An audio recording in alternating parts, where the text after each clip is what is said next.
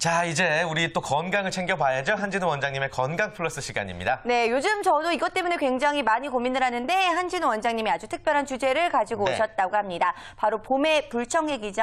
춘곤증에 대해서 알려주신다고요?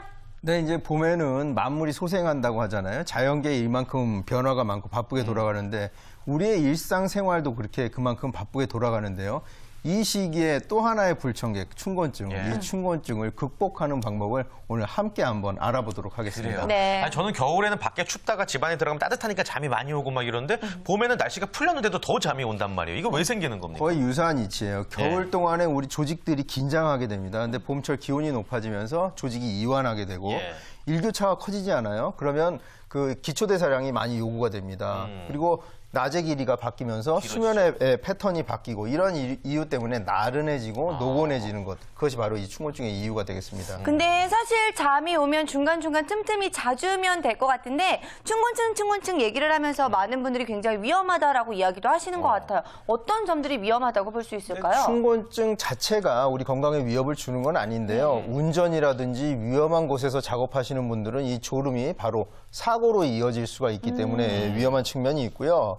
또 한 가지는 간염이라든지 당뇨, 빈혈 뭐 이런 여타 피로를 동반하는 질환을 일단 배제를 해야 그다음에 춘곤증이라고 볼 수 있으니까 그 점은 유의하셔야 돼요. 그렇군요. 네. 아무튼 춘곤증 자체가 위험하진 않지만 그로 인한 피해들을 조심하셔야 된다는 말씀이군요. 네, 그렇다면 봄에 졸리면 이게 다 춘곤증일지 아닐지도 궁금한데 뭐 어떻게 가려낼 수 있는 증상들이 있을까요?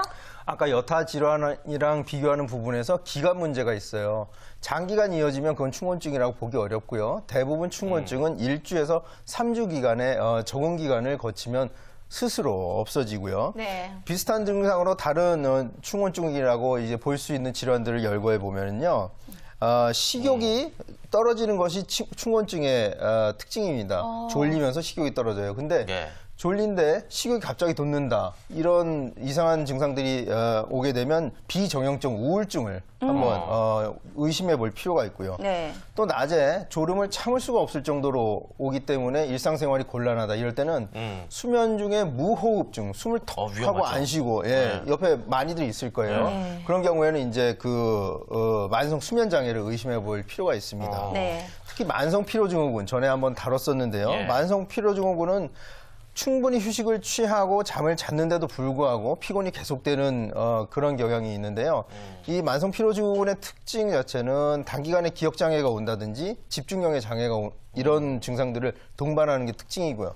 특히나 6개월 정도의 지속 기간이 있으니까 춘곤증이 여름지나 가을까지 올 수는 없겠죠. 이런 측면에서 만성 피로증후군과 구별해 볼 필요가 있습니다. 네. 지금 이제 여러 가지 증상들을 이야기 들어보셨는데 두 분께서는 먼저 백영찬 팀장님부터 이런 좀 춘곤증 증상을 느끼세요? 요즘에 어떠세요? 많이 느끼는데요. 네. 요즘 뭐 한 1시 반, 2시 반, 뭐 요 사이에는 막 졸음이 쏟아져요. 근데 평상시에는 안 그랬던 것 같은데 최근에 그런 거 보니까 이게 춘곤증 아니면 요즘 체력이 많이 저하된 거 아닌가 뭐 이런 생각입니다. 네. 이재현 컨설턴트는 어떠세요? 근데 저는 사실 요즘 춘곤증을 전혀 못 느끼고 있었거든요. 근데 그 이유가 작년에 비해서 날씨가 너무 좀 막 그래서요. 밖에 나가면 막 바람이 불고 그러니까 잠이 다 깨고 막 이런 것 같아요. 그렇군요. 네. 네. 기온에 따라서도 관계가 있어요? 그럼요. 우리 기온, 체온은 일정한데 기온이 크게 변하면은 그 기온에 적응하기 위해서 많은 에너지가 소모되니까 피곤하고 잠도 많이 오고 그래서 면역성 질환도 많이 올 수가 있죠. 네, 그렇군요.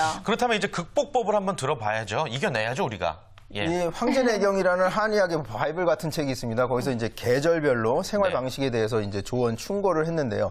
춘3월, 즉 봄철에는 좀 아침에 좀 일찍 일어나고 복장을 좀 편안히 한 다음에 산책을 할 것을 이렇게 권하고 있어요. 그래서 가벼운 운동을 통해서 기와 혈을 순환을 되도록 하고 주간에 햇볕을 쬐물어 해서 야간에 수면을 취하는 데 도움이 되도록 이런 생활 습관이 좋겠습니다. 네. 또 음식 섭취도 잘 해주는 것이 도움이 되고요. 또 너무나 졸릴 때는요. 잠깐 10분에서 20분 정도 잠깐 잠을 취하는 것도 좋은데 주의할 것은 30분 이상 낮잠을 자게 되면 야간 수면에 방해가 됩니다. 또 한 가지는 요즘 에너지 음료라고 해가지고 학생들이 시험 볼 때 먹는데요.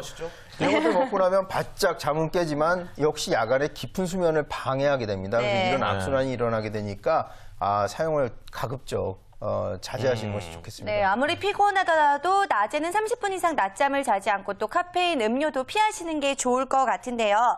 자, 그렇다면은 이 춘곤증을 예방하기 위해서 아니면 춘곤증을 겪고 있을 때 어떤 음식들이 또 도움이 될지 궁금한데요. 네, 제철 과일과 채소를 들 수 있는데요. 네. 지금 딸기철입니다. 한참 이 아, 중간고사 요즘에. 이전에 학생들 예. 딸기에다 막걸리 많이 먹는데요.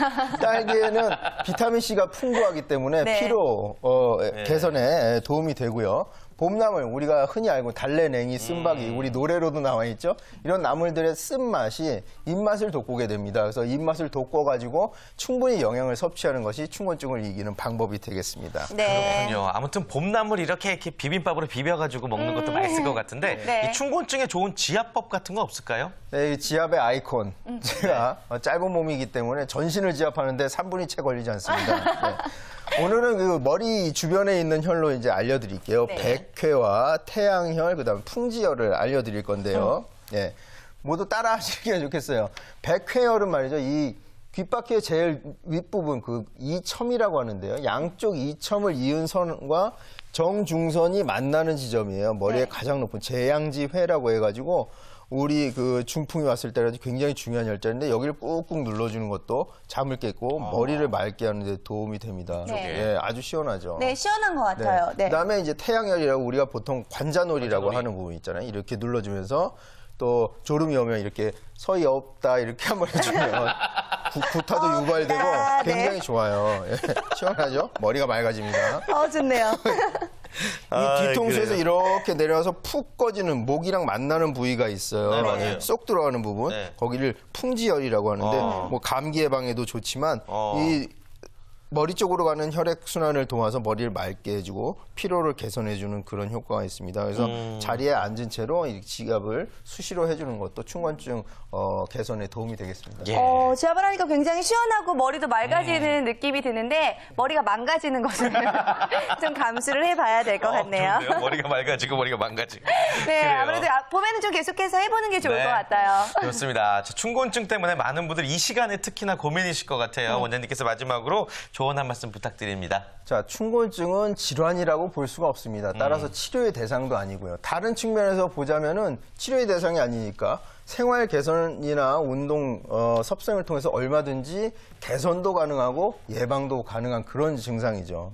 춘곤증 때문에 고민하시는 분들은 카페인 등 약물에 의존하지 마시고 가벼운 운동, 그다음에 음식 섭취를 통해서 개선하시고 아까 말씀드렸던 것처럼 이것이 너무 지속된다 싶을 때는 가까운 의료기관에 가서 여타 질환을 배제하는 진단을 받아보시는 것이 좋겠습니다. 네. 그렇군요. 근데요, 저는요, 마지막 뭐 좋은 말씀 듣긴 했지만 잠을 많이 못 자서 이게 낮에 많이 잠이 온다고 생각을 하거든요. 그 수면 시간이랑도 춘곤증이 비례를 하나요? 꼭 그런 게 그렇지 않은 게요. 예. 오래 잔다고 해서 잘 잤다고 말할 수는 없어요. 수면의 질의 문제예요. 꿈을 많이 꾸거나 오래 잤는데도 또 졸리다. 이것은 천면 깊이 못 잔다는 거예요. 자면서 계속 소리가 들린다든지 밤새 내용도 없는 개꿈을 꾼다든지 네. 이런 것은 조금 수면의 개선을 할 필요가 있죠. 근데 왜 가끔씩 낮에 이렇게 한 5분 정도, 10분 정도, 잠깐 자주면 또 개운한 경우들도 있는데 좀 전에 뭐 30분 이상 자는 것은 좋지 않다라고 말씀을 해주셨지만 그 이하는 그럼 괜찮은지도 궁금해요. 그렇죠. 너무 졸릴 때는 사실 그 고속도로에서도 잠을 자기 위한 쉬는 공간이 따로 있습니다. 네. 갓길에 세우고 주무시지 마시고 휴게소라든지 졸음 쉼터가 있어요. 거기에 잠깐 차를 세우고 10분, 20분 잠을 청하면은 안전운전에도 도움이 되겠죠. 도로교통공사에서 나오죠. 도로교통 잘 부탁드리겠습니다. 알겠습니다. 자, 이렇게 해서 봄철의 춘곤증 예방법에 대해서 알아봤는데 무엇보다 이제 제철 음식 많이 드시면서 가벼운 운동해 주시는 게 좋다고 하니까요. 지키시면서 건강 꾸준히 챙겨보시면 좋을 것 같습니다. 네. 자, 이렇게 해서 오늘도 좋은 말씀 들었는데요. 다음 주에도 유익한 정보 기대해 보도록 할게요. 오늘 함께해 주신 분들과 인사 나누겠습니다. 고맙습니다. 네, 감사합니다. 감사합니다.